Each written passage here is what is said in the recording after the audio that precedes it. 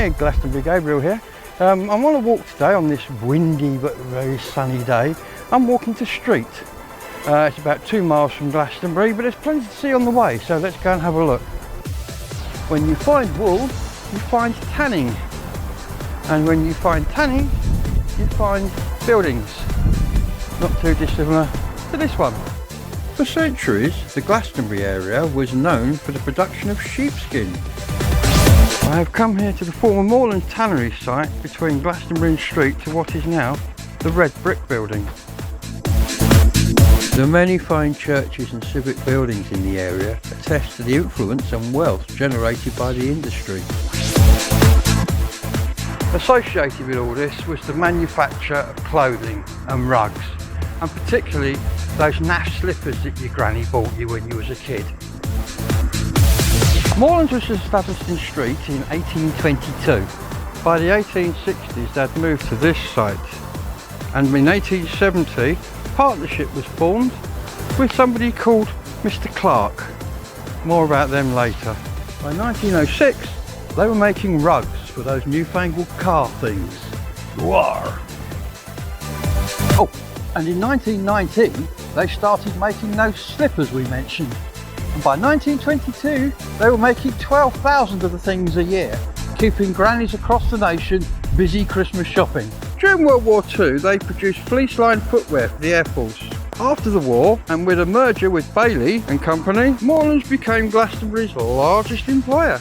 It was in 1982 that the usual story kicks in. The company went into receivership, and despite a brief respite in 1992, the site closed for the very last time.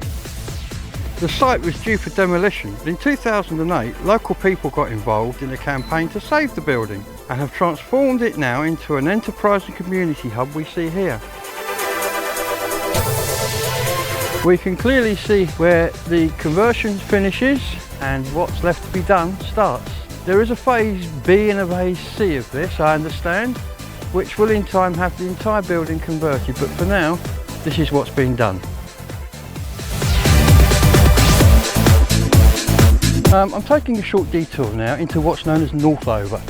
I've come down here because these are very ancient buildings, and this part of Glastonbury I'm going to come back to later on and have a look at because it's quite historic. For now, just a quick look at Northover.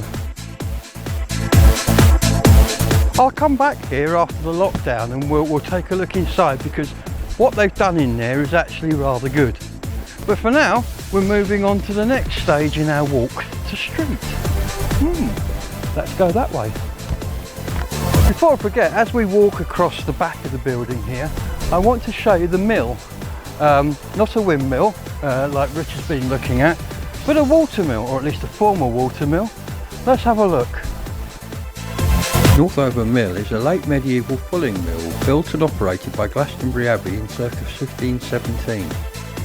At that time the fulling mill had an annual income of £10, of which 10 shillings was used to support the poor women in the hospital, also run by the Abbey. Let's go and have a look. Beautiful building. When the last owners died, it was written into the deeds that it can never again be lived in, and to this day it is occupied by a firm of accountants. I will be returning to this mill when I film the 12th century mill brook on which it stands. More of that in another video. I'm continuing my walk now along the A39, which is quite a busy road normally, but obviously under lockdown conditions not quite so. And the reason I'm walking along here is because the next point on our walk is a bridge, and that's just coming up now. This is Pompile's Bridge. It carries the busy A39 from Glastonbury westwards to Bridgewater, Taunton and the M5 over the River Brue. Why, I hear you ask, have you brought me to a road bridge? Well, in the words of a famous supermarket ad, this isn't any road bridge, this is a bridge with a history. Oodles and oodles of mystery and legend.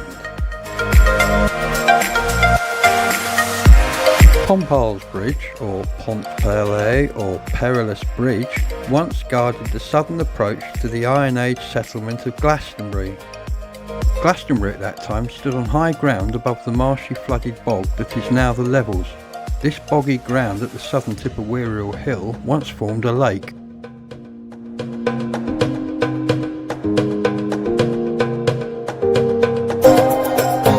But this being Glastonbury, that was no ordinary lake.